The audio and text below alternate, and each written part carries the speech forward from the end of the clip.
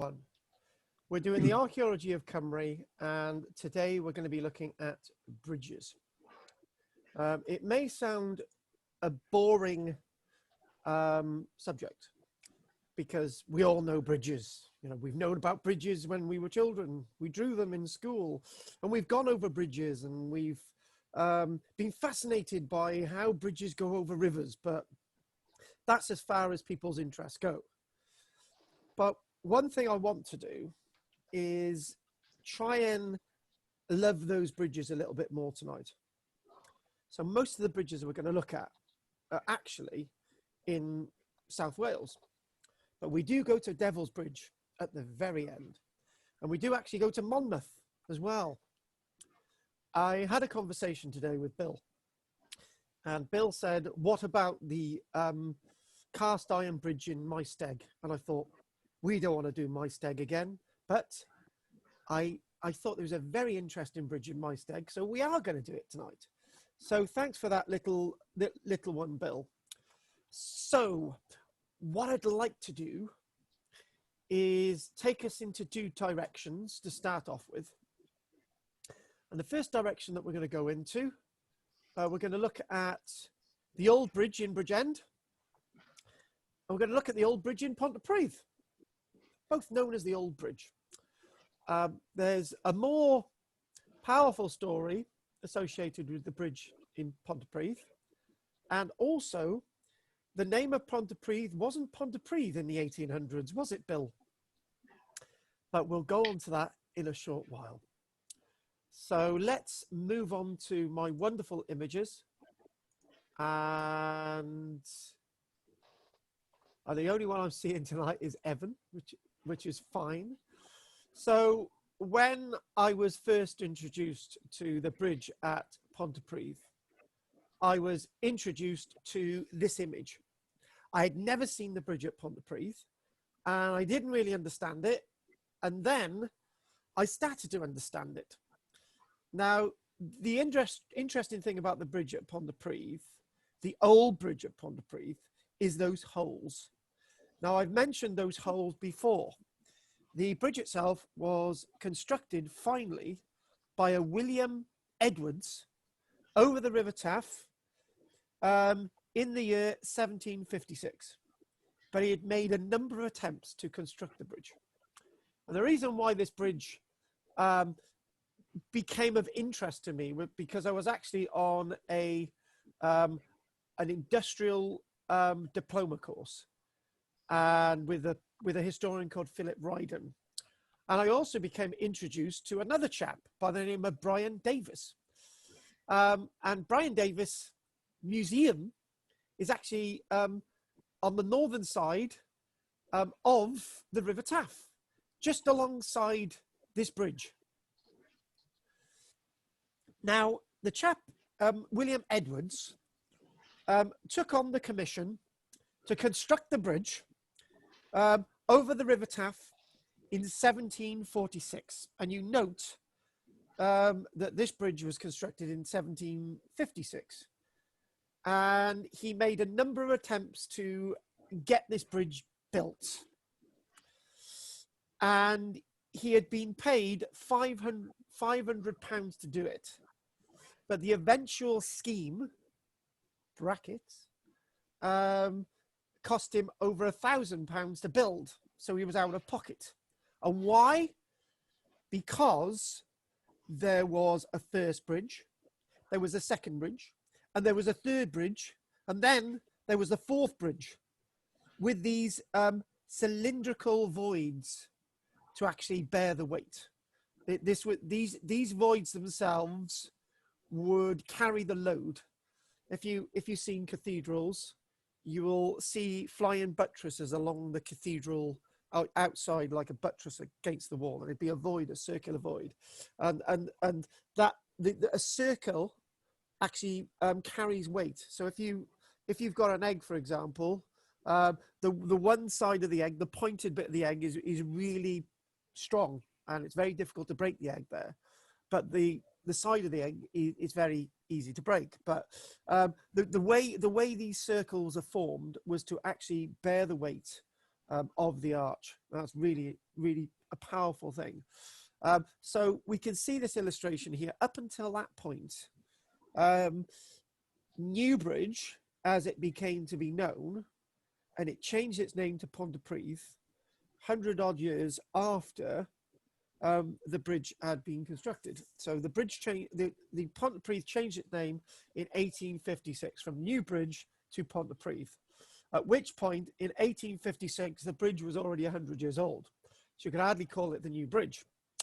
So it's that backstory about the bridge that I'm interested in more than anything today.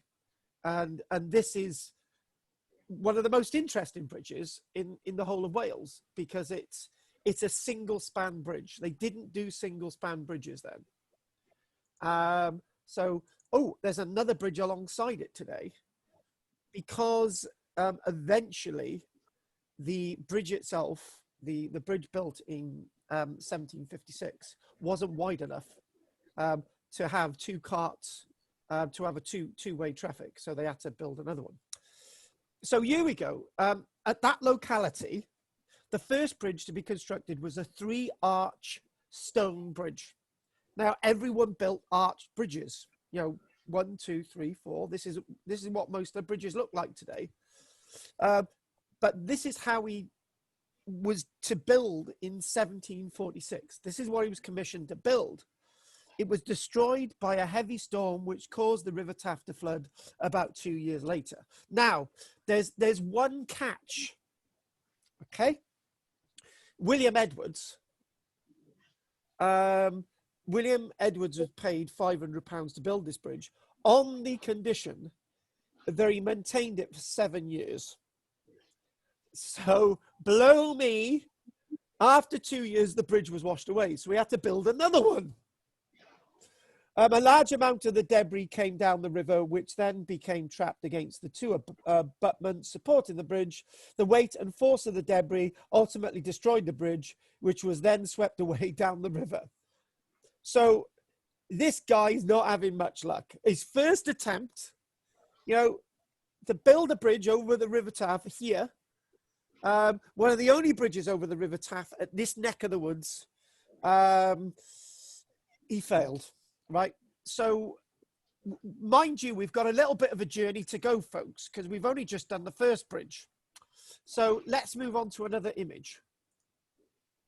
There it is again, a nice image from the 1920s. You see those little holes? You can lie down in those little holes and have a little, I don't know, have a little meal or something. Anyway, they're big enough. After the destruction of the first bridge, Edwards designed a more radical 43-meter wide single arch bridge, which would have been a revolution, because when we compare the sort of bridge building a little bit later with Telford's bridge and the single span bridge at Maesteg, that's why, thank you for introducing me to that one, Bill, even though that was built a little bit after, that single span bridge at Maesteg, it's not as wide as this, but it's a single span. So the idea was in the late 1700s to build single span bridges. The old multi-arch bridges, like the one behind actually, that was built after, that was old technology, even though the one after in the background was built 100 years later.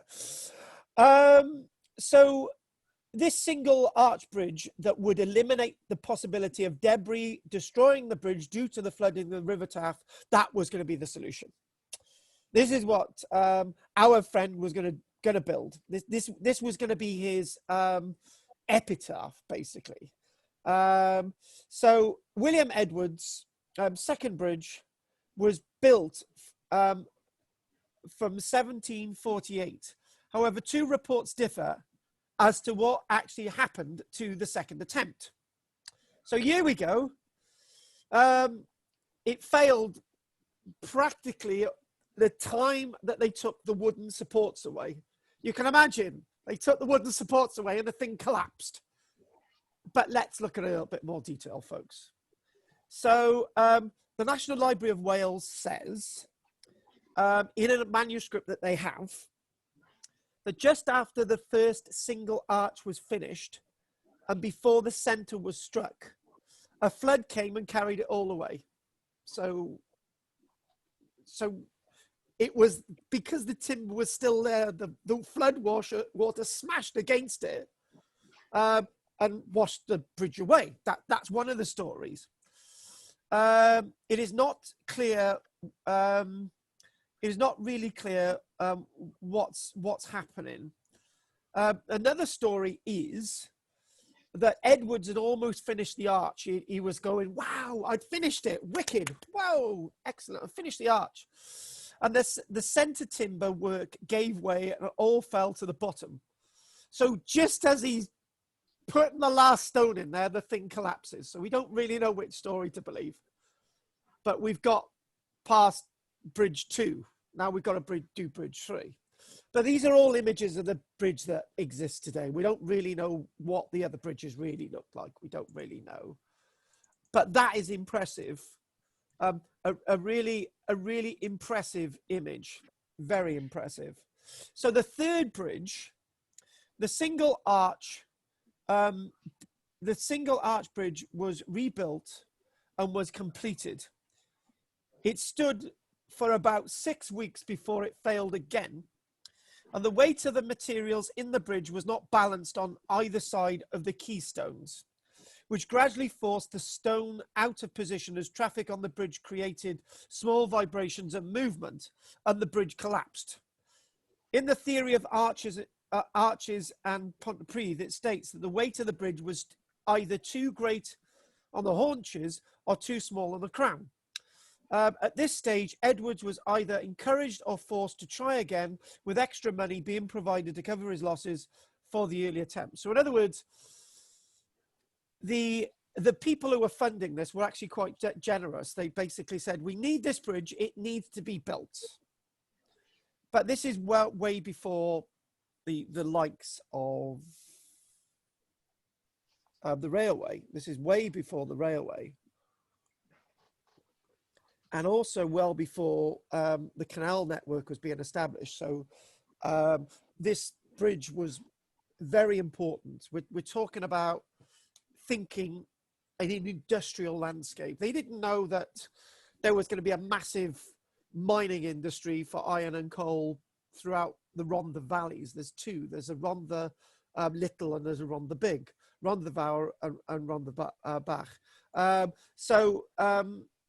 The bridge itself, as you know, those little eyes there, this is what's really important. This was the final design, which we've seen, right? So this was the fourth bridge, and the final design of the bridge included 3 cylindrical voids to displace the weight. There was a hole of 2.7 meters in diameter, which you could sit in, and the other one a bit further in there. So if we so the first one is 2.7 meters in diameter. Okay. So that's across. And then you've got the other one, which is 1.7, and you've got the other one, which is 1.1. So the whole point is a sense of displacement. There's a hell of a lot of weight coming from the center of the bridge, and that's displaced by this. That takes some of the weight, and then the rest of the thrust is then offset by this eye, and then more of the thrust is set off by this eye, and then basically, you know, these are actually supporting the weight of the bridge, not the base. So if the base should be ever undermined in any way, the bridge should technically still hold up. This reduced the weight and pressure on the crown, and the bridge is still in operation today, except for foot traffic. The theory of arches and bridges states that as a bridge for commerce, it was a failure because it wasn't wide enough. But as a bridge that is still there today, it was a success. Actually, that's the point. There was no sense that there was an idea, as I said, that there would be something happening in around the valley, but not at the level. This would never have been wide enough to take in all the traffic of coal and everything. It just never would have worked. The whole project cost, after the four attempts actually cost William Edwards a total of £1,154, which was a lot of money then. And consequently, you know, the money that he was paid £500 initially, he'd paid another £100, and then by this stage, he was out of pocket. So you can imagine the typical story of a Welsh hero, William Edwards, the typical story is that he was penniless. You know, that's, you know, you hear that about our Welsh heroes. They usually always end up penniless. You do something for the country, right? You end up penniless. So he built this bridge, which is a single span bridge, which was something that iron bridges would base their template on. You know, if you could do it in stone, you could do it in iron, right? This is an amazing feat, and he was left in debt, but the Lords Talbot and Windsor, the great landscape owners, the estate owners, pitied the man and then basically generously levied a subscription, and he actually didn't end up out of pocket. So he ended up as a local hero. And the other bridge that was placed alongside it was then referred to as the Victoria Bridge. It was called the Victoria Bridge because it opened in 1857. 1856 it was being built. I wonder why it was called the Victoria Bridge. Anyway, the other bridge alongside it, which is this bridge here, the Victoria Bridge, named after Queen Victoria naturally, would be to completely replace the bridge. Look at that car. It's great, isn't it? Oh, that's the car I passed my test on. Oh, wonderful. You're having a laugh, aren't you? 1953 prefect, wonderful. You actually passed your test in that? Yeah. Wishbone suspension, so it rolled as it went on corners. Wonderful. So was this one the little one that had little plastic flags that flung out on the side? Yes, that's the one. Yes. Yeah, I used to, yeah, my granddad. God, I love the old car. Do you know what, Bill? These cars didn't really go away until the 80s. So there were loads still around, and then suddenly they were all gone. Yeah, they were wonderful. Have I got this right? The Hillman Imp. Sorry? This isn't a Hillman Imp, is it? Or No, that's the Ford prefect. 1953 Ford prefect. but the Hillman Imp is very similar, isn't it? I don't think it is, Carl. No, you might be thinking about something. Okay, I'm not giving my knowledge out there well anyway. Thanks for that, Bill. It's not often I get somebody that excited in one of my lectures. But I can remember, you can obviously see the problem of the original design. It had to have that span.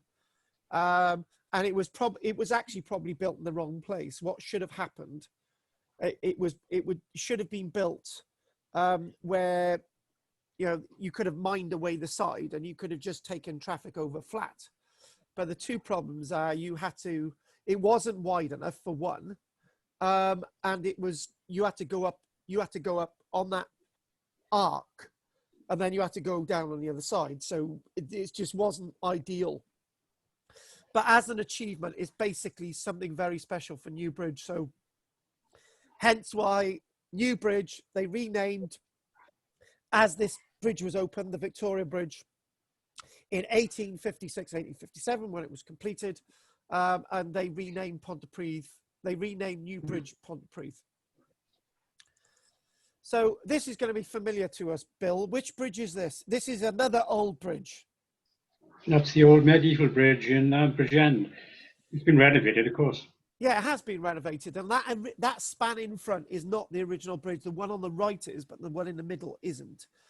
So anyone that's been, well, if anyone's shouting at the screen and saying, "Where the hell is this bridge?"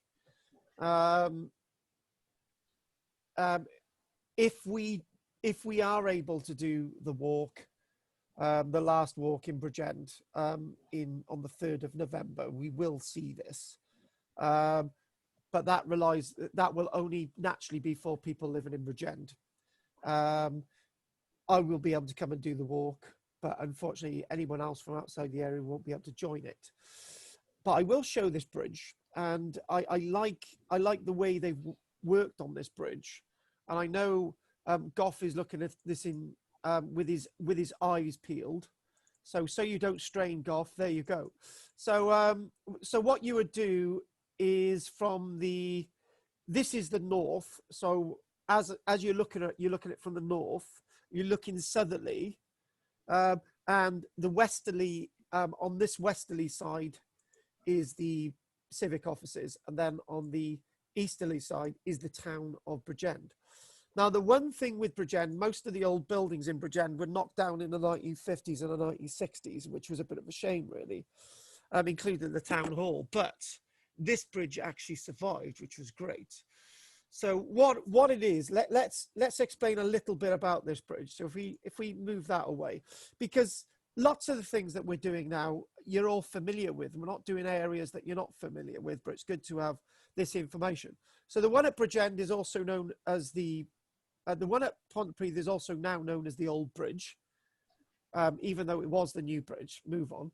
And then this is called the Old Bridge as well. So that's the link. So it's now a footbridge. It's not used for traffic anymore.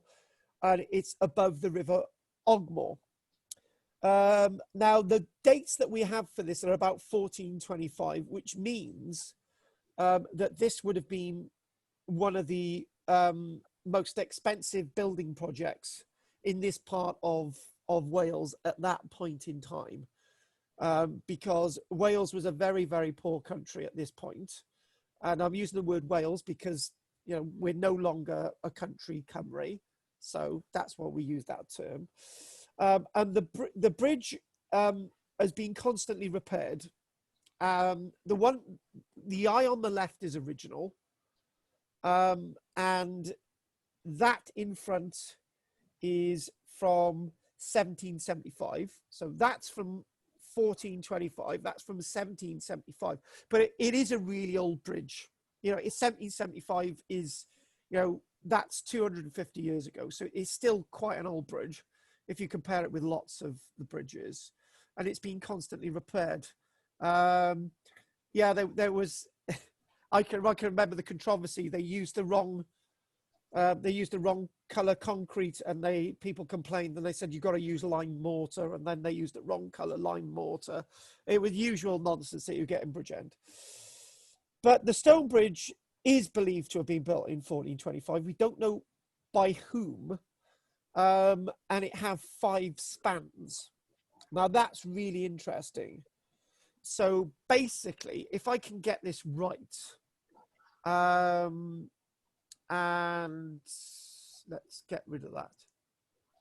And excitingly, the book that I'm writing with Richard in Barry, we were looking at the arches at the viaduct with Porthkerry, right? And all the publications that tell how many arches are at Porthkerry, we found out are wrong. So in our book that we're writing, we've got some really good information, but you'll have to, there are more arches at Porthkerry than are actually published. That's a clue. And there actually are more arches here that you can actually see. So what have we got? So you would have initially had an arch here. So that would mean, therefore, that you had 1 span, 2 span, 3 span, oh, and another span which is over here, and another span that's buried. So that gives it its 5 spans. 1, 2, 3, 4, 5. Right, so you've got 1, 2, 3, 4 arches and 2 abutments. So that gives you 5 spans.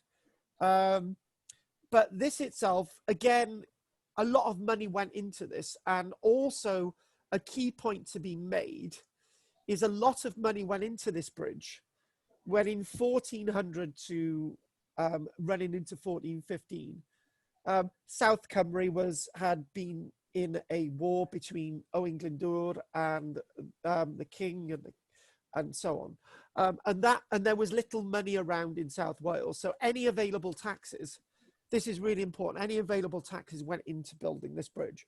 This 1425 is not a long time after the rebellion or the Civil War, whatever you want to call it, the War of Independence.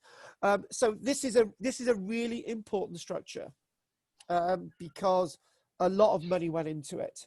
And to be honest with you, there weren't many bridges across the region either.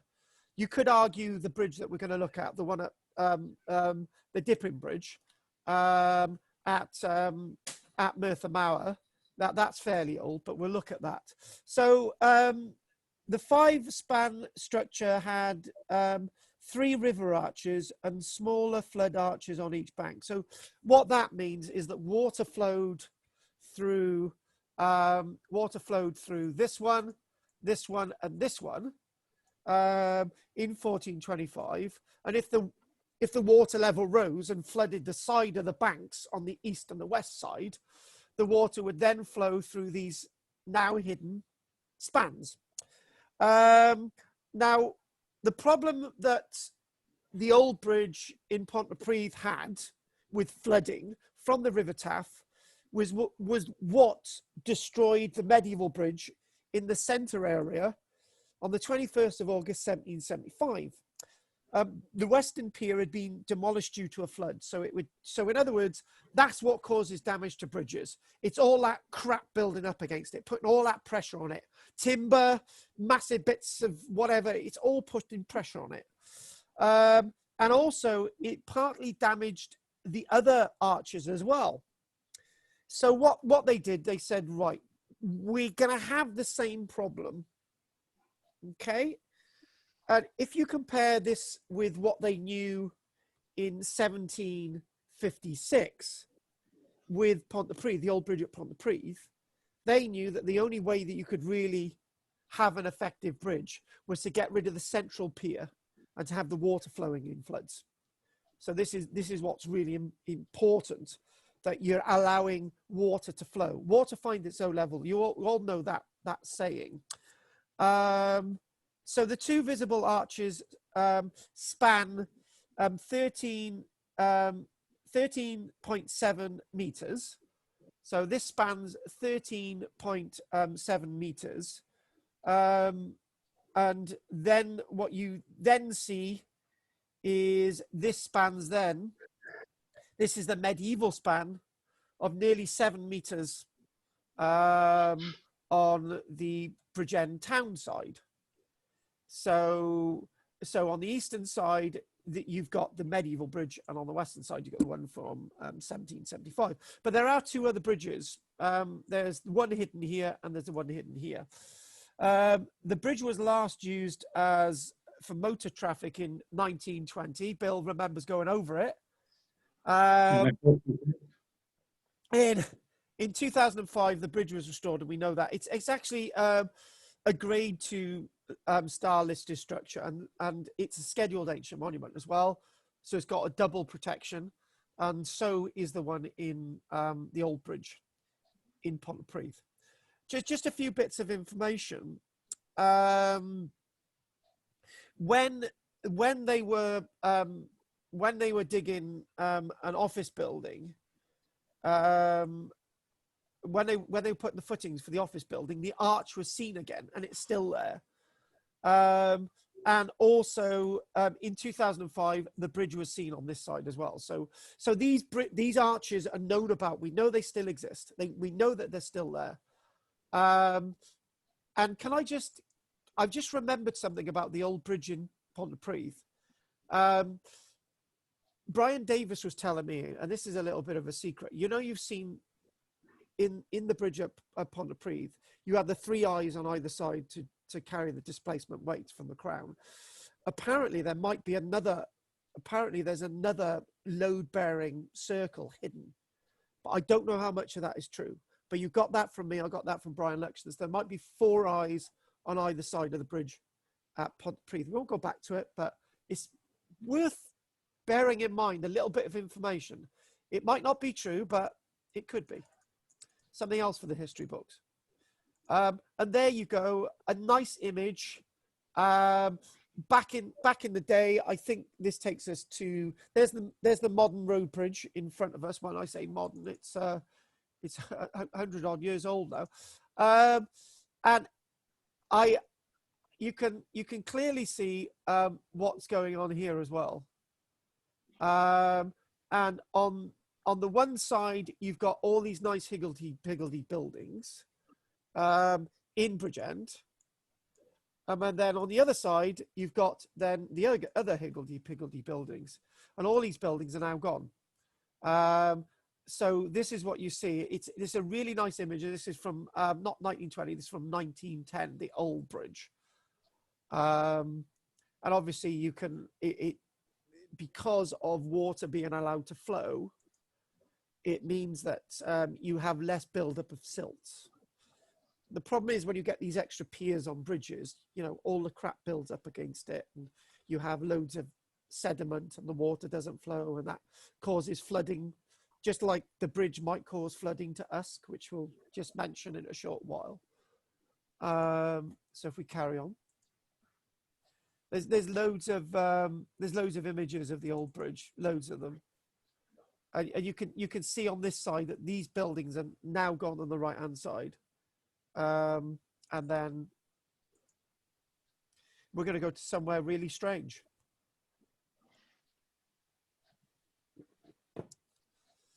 So what we're going to do is look at East Orchard Castle. I don't know if anyone's ever been to East Orchard Castle. So we've got East Aberthaw, we've got Cardiff Wales Airport, over there somewhere's Lantwick Major, St Athan, Power Station. You get the idea. Job done, Bob's your uncle. So I love East Orchard Castle because not many people have been there. So when you go there, you can tell people whatever you like and they'll believe you. It's great. But across the River Thaw, there were medieval bridges at one stage, and there's several left, amazingly enough. I do have some in the archive, but I wasn't able to dig them out today. But that is the bridge. I've only got one image of the bridge, which is really poor of me tonight, because this is actually a medieval bridge. This is associated with East Orchard Castle, which is alongside the River Thaw. And what we do find is that is the River Thaw there. And these side reams, here there's a bridge, and much further up towards Flemingston, there's another bridge like this, which is in a very poor state indeed. Now, it's a shame that we've got these medieval bridges and nobody does anything with them. And we're going to lose them one day, but, you know, it wouldn't take much to preserve these bridges.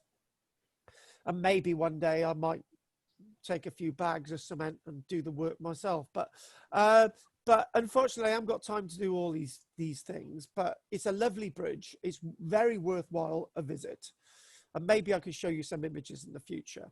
So the River Thaw here, and what's rather interesting about the River Thaw is when you look in the River Thaw, there's big abutments for the massive stone bridge that went across it. And then there are probably other bridges hidden across the muds of this landscape. The River Thaw isn't one river, there's little tributaries going off, and it's very boggy. And then this bridge itself would have then linked, this bridge itself would have then linked with, it's Llanblethery, isn't it? I always get the place mixed up. And then you've got the River Kenson there. There would have been a bridge over the River Kenson as well. So it's a wonderful little bridge, well worth a visit. You can get there public footpath. It's more accessible today, actually. But the site of the castle is very dangerous. And anyone who hasn't seen the castle, voila! This is East Orchard Castle. And whilst we're on the topic, and this is more for Rosamond than anything, as I remember it.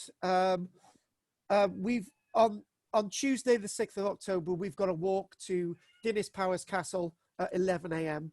As we're talking about castles. So so this is actually East Orchard Castle.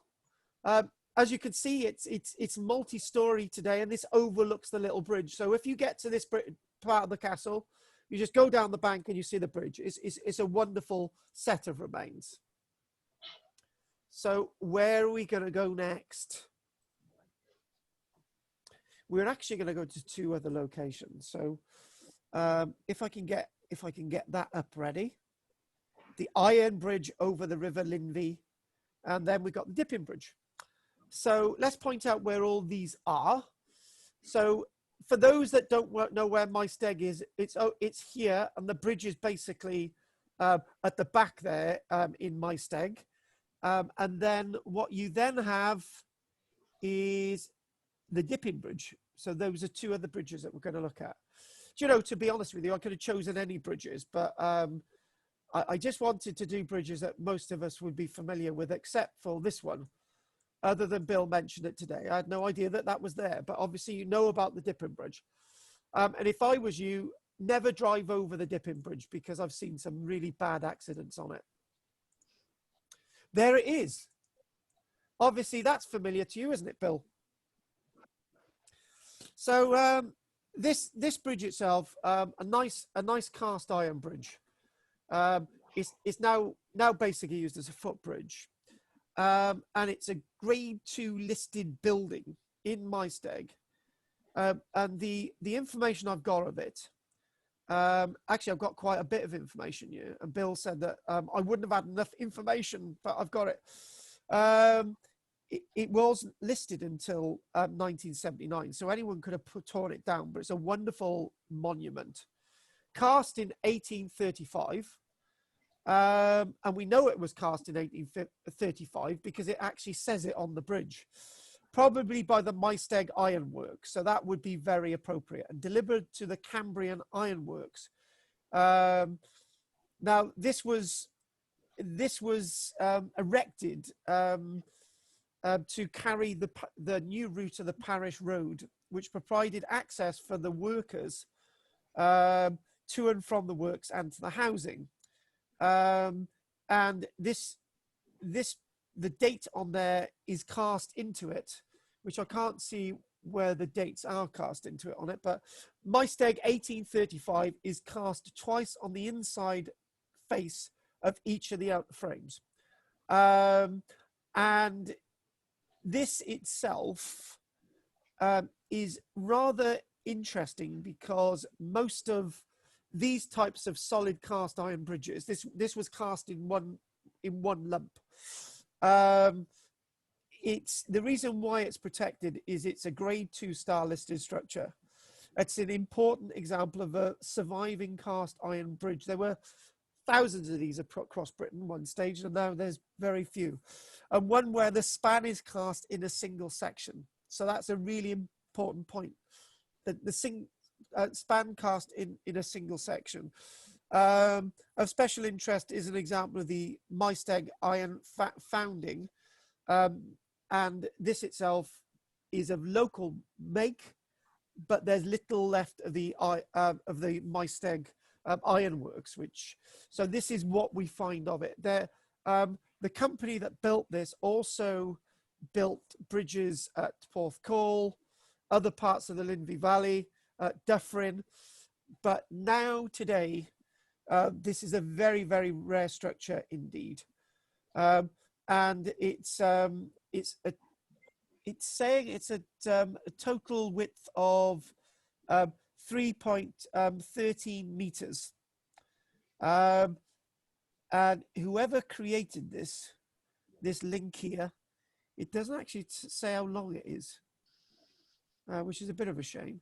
How long is this? If it's 3.13 meters in width, No, how long is it, Bill? I don't know exactly, Carl. It looks to me about something like 6 meters. Yeah, 20 feet. Yeah, it's quite a substantial piece of work, actually. And I'm so pleased you've introduced this to me, because you know what we always think of is with stone bridges or wooden bridges, but a full cast iron bridges is really, really impressive, and I appreciate you bringing that to my attention today. And that shows the arch principle as well in cast iron. And also if you look at that as well, in a way, the circular eyes that we see at the old bridge are replicated with the low bearing of this beam, and you can sort of see that the iron masters are thinking, well, if they could do this in stone, we can do it in iron, and that's clearly on display here. Yeah, exactly, Bill. Do you know the writing on that, Bill? in the description it says that the date Maesteg 1835 is cast twice on the inside face of each of the outer frames. So You actually got to get down onto the side of the river, Carl, to look at it, look up at it. It is there, but you can't see it from the outside at all. I don't know why they've done that. It's visible only if you get down and actually look up from the underside. I'm lost for words. I got to be honest with you. Is this the type of thing they do in Maesteg? Everything was Maesteg ironworks built by Irish navvies? Well, the ironworks who constructed this went into blast in 1828, and then the bigger works, the other side of the river, as you mentioned, was the Cymru ironworks from 1840 onwards. And they were major ironworks. They really were major ironworks in Maesteg at that time, yeah. And what is So left of them? Of the Maesteg ironworks, the old works, nothing at all. On the new works, the Cymru ironworks, which later became the Cymru works, what's left there is one of the 4 blast furnace stacks and the wonderful blast blown house, which fortunately was renovated and saved about 30 years back and now forms part of the Maesteg Recreation Centre. It's worth a visit. It's a wonderful example of Victorian engineering, it really is. And it's a wonderful example of what survives. So renovated in 2009, I think it's been renovated. And it's good that we still got it. Yep. So this next structure is going to be familiar to all of us.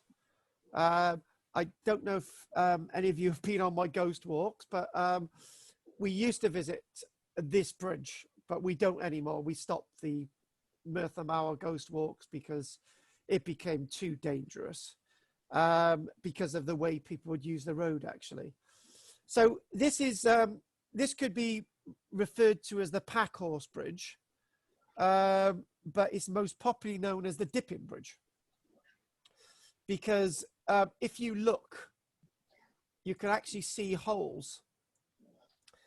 And one of the stories is called the Dipping Bridge is because of the following. At the entrance to Murthamowa village is the New Inn Dipping Bridge. And it's also known, right, that's the other thing, it's also known as the New Inn Bridge. So if you try to look at this on the internet, there's 3 different names for it, all 4 names, the Murthamowa Bridge, but there's a number of bridges in Murthamowa. So at the entrance to Murthamowa village is the New Dipping Bridge, built in the 1400s. So that ties in with the date of 1425 with Bridgend, but I don't believe this was built then. It was built later, more like the 1450s, because obviously, you know, they've built one bridge, they need to wait a little bit. And this, in a way, is what the bridge at Old Bridge in Bridgend originally looked like. But you can see that this is more robust than the bridge in Bridgend would have ever looked like. So this is why this has probably survived. With holes in the parapet where farmers once pushed reluctant sheep in the river Ogmore for a seasonal dip. Well, being somebody who's worked on a farm, the whole point of dipping a sheep is to put it into some kind of solution to get rid of all the horrible things. But if you, by chucking it in the river, you're not really achieving much. So I'm not exactly sure how much of that is true. But it's a really nice bridge. It's we've looked at a few bridges so far. The old bridges in Bridgend and Pottery. We've looked at East Orchard. We've looked at the one at Linvey, but none of them take car traffic anymore. But the Murthamowa Bridge does, which is it has to, because it's on the old road that goes through Murthamowa, and that road stopped being the main road in 1825. So this bridge didn't get as much use after 1825, and it's associated with the New Inn as well, the very, very spooky New Inn. And now, if I've got this right, that's north, and that's where the New Inn is, and this is where people stand and fish. Not for me. And so we sort of move on a little bit more. And what we're going to do now, we're going to look at the bridge in Monmouth. And you've obviously been to Monmouth, Bill, and you know the wonderful bridge that goes over the River Monnow. Yeah? Yep, I have many times. Yeah. And that's also a functional bridge as well, but they sometimes shut it. So it's a really nice example of a defended towered bridge, like Tower Bridge in London. So that's what the gateways are there and stuff. But this itself was the gateway for the English side of Monmouth. But Monmouth is a proper Welsh town, but this side is well in Wales, and if you keep going this way, you're going to be in England. No time at all. So obviously, Monmouth is a town that's very much Norman, and this very powerful bridge. So we know that there's been a bridge at this locality ever since Roman times. And the river Monnow Bridge itself is believed to have been constructed in 1272 over the River Monnow. And it's apparently in 1272 it replaced an early Norman timber bridge. And I like the way these notes read. Listen to this. Through the medieval era, the English Civil War and the Chartist uprisings of the 1830s, the bridge played a significant, if ineffectual, role in defending Monmouth. So in other words, probably by the time of the English Civil War, there was no gateway on it. And obviously in the period of the Chartist risings, that's that. But we've moved slightly from bridge to that structure, which isn't unfortunate because it's always good to know what that structure is, built in the 1270s. That has been used as a prison. It's been used as a munition store and has been used as a lodge. And it had been used as a toll gate as well. So naturally, a natural toll gate for the maintenance of the bridge and the road. It's predominantly made of old red sandstone. And there has been reconstruction and rebuilding and external cladding. Lots of the stonework that you can see on the outside has been extensively reworked. But the structure itself is of original medieval build. There's been a number of serious accidents over it, and they've tried to reduce use over the years. So let's look at a few more images. I'm very wary of time now because I want to get to Devil's Bridge. I had no idea I was going to take so much time, but wonderful to walk over, really nice monument. And, it opens and closes to traffic. It's mainly pedestrianised now. I went through it the other week. They were diverting traffic and it was actually open.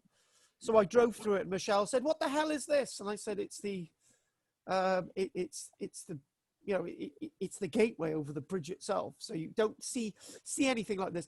There are gateways still surviving in Chepstow, but that's sort of gateways. Let's sort of move on from gateways. Again, another image of that wonderful bridge. You can see where these abutments, these triangular abutments, are to sort of break the power of any big timbers and so on coming down the river. And one thing I haven't mentioned is that, oh God, what bridge was it? I think it was Pottery, where at low water, there were stepping stones across underneath the bridge at Pontypridd, something like that. There's always at low water, there's always stepping stones or somewhere around that line, earlier crossings. And I wanted to just chuck this in there. This is the bridge at Usk. And one of the problems with the bridge at Usk is obviously you can see the spans here. They're quite wide spans. And this was built in 1746. They're quite wide spans. But the problem is the arches like this restrict the flow of water. And when it restricts the flow of water, it aids the flooding of modern day Usk. Usk has been flooded many times. And they've always tried to work out ways of reducing flooding, but one of the problems could actually be this bridge. And this is a bridge actually still used today. And next, and finally, we're going to look at Devil's Bridge.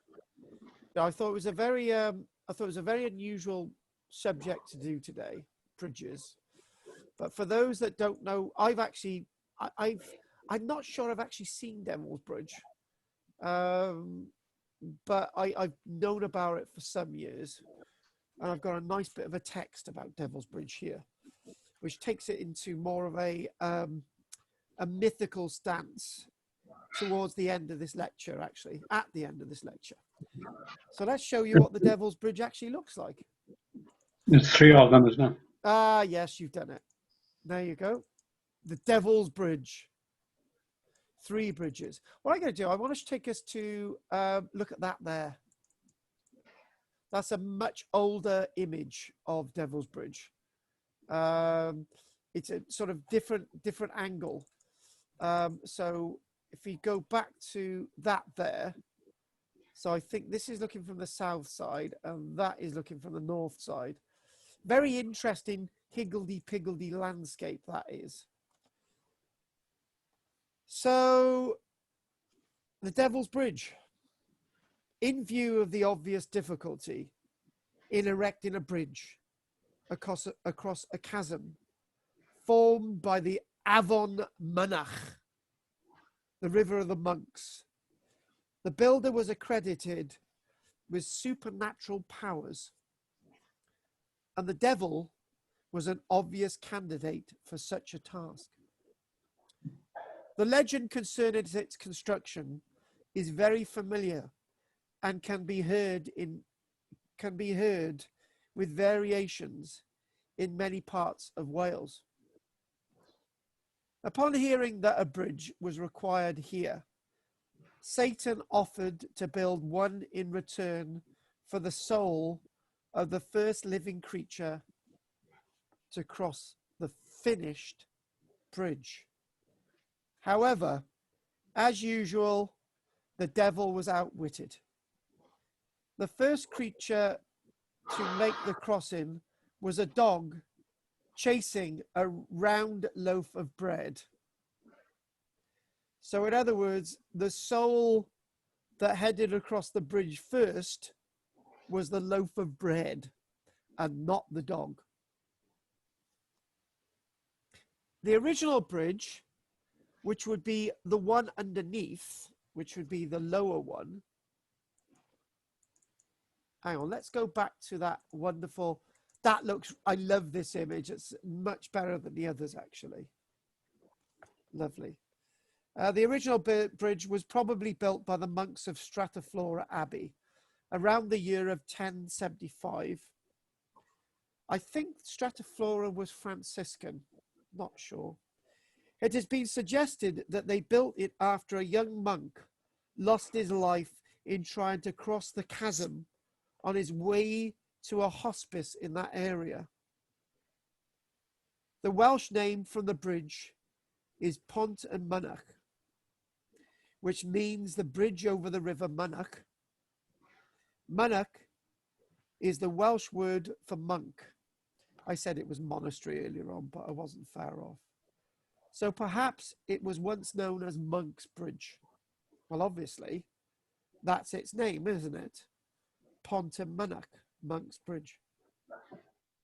In the 1700s, the original structure was thought to be insecure.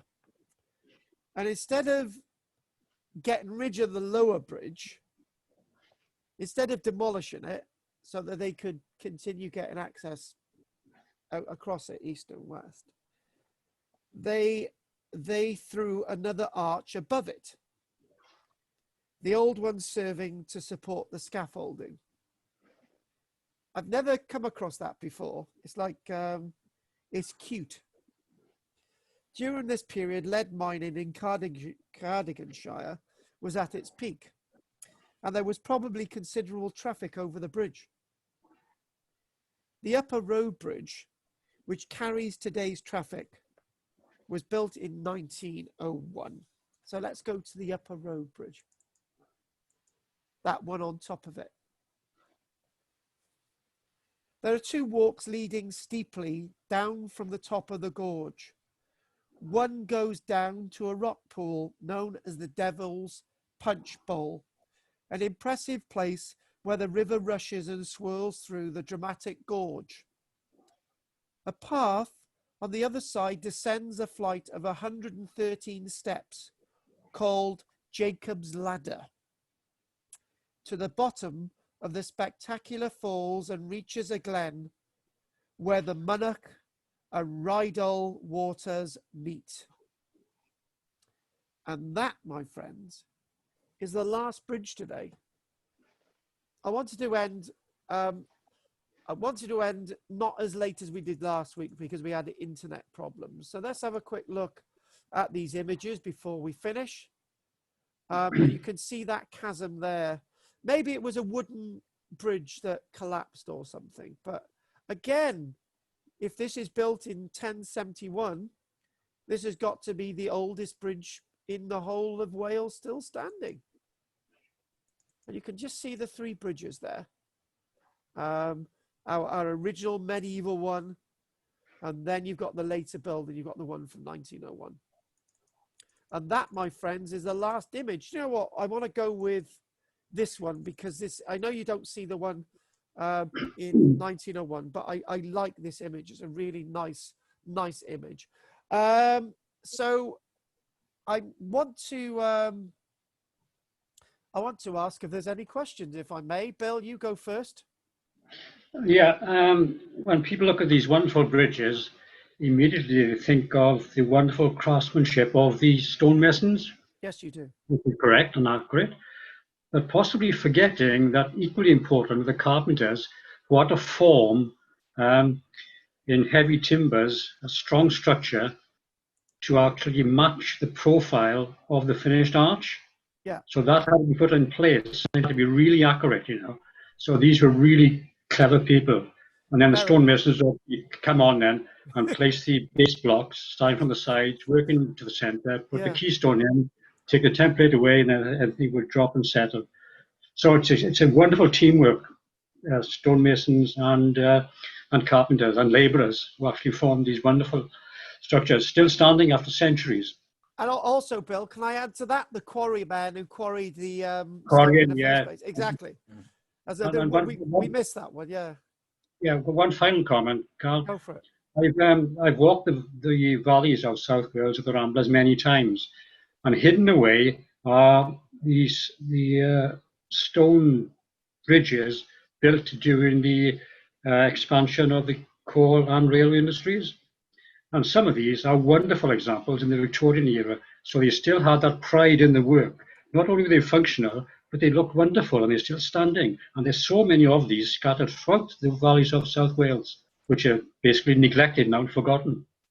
So yeah, teamwork, always teamwork. Teamwork, exactly. What about you, Goff? Is there anything you'd like to say? Oh, it's very interesting. I think I've seen all of those bridges you displayed sometime in my life. But bridges are things you tend to take for granted when you're younger. And so that was very interesting. Thanks very much. And I think it connected, it really connected more. Yeah, it really did. What about you, Peter? Thanks for that. Go on. Well, yes, I'm fascinated by them, I must admit, by the engineering and the skill of the people who actually built them. And again, we just take them for granted completely.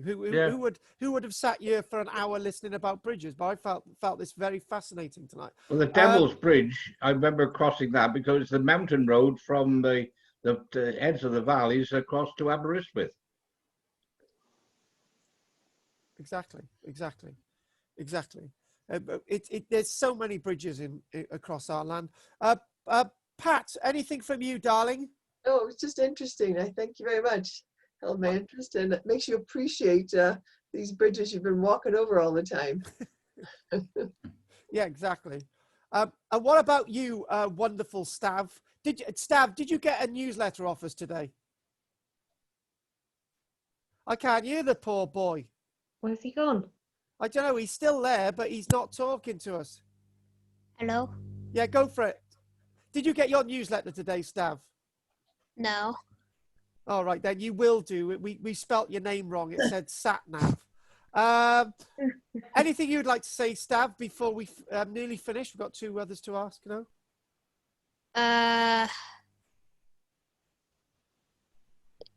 We've got 4 minutes left. That's correct. Shut up. What about, by the way, Rosamond and Evan, Stav, we'll have a quick chat at the end. So you two stay on at the end. And Ellen, anything you'd like to say, darling? Yeah, a little bit. On the Bridgend sheep dipping bridge, they used to put chemicals in slightly, very, very slightly upstream. I think they might have even poured them over the top of the bridge into the river. So the river would be like pink or red colour. And then they throw the sheep in on the downstream edge. So they did used to put the chemicals in for sheep dipping. The Monmouthshire Bridge, it's absolutely beautiful. It's beautifully pink colour. It's gorgeous, isn't it? And the pub on the edge of it, it does the best bread and butter pudding you've ever tasted in the whole world. I And know the pub, yeah. Talking about appreciation of bridges, the main road going up to Scotland and Penrith, it's a dual carriageway, you know, for huge numbers of miles, but it's got loads and loads of bridges over it. But each one is different, and they've all sort of been built to fit into the landscape around it and beyond it. So every bridge is an absolute treat to look at. It's amazing. And I think you're talking about the bridge building in 1746 after the Jacobite Rebellion. It was General Wade Bridges. The Wade Bridges. That's it. That's what I was thinking of. That's the one. That's it. Thank you for that. Thank you for that, Ellen. And then finally, Rosamond, and I've just got one announcement to make, and then we'll call it day. Rosamond, don't you and Stav stay behind, but Rosamond, quickly.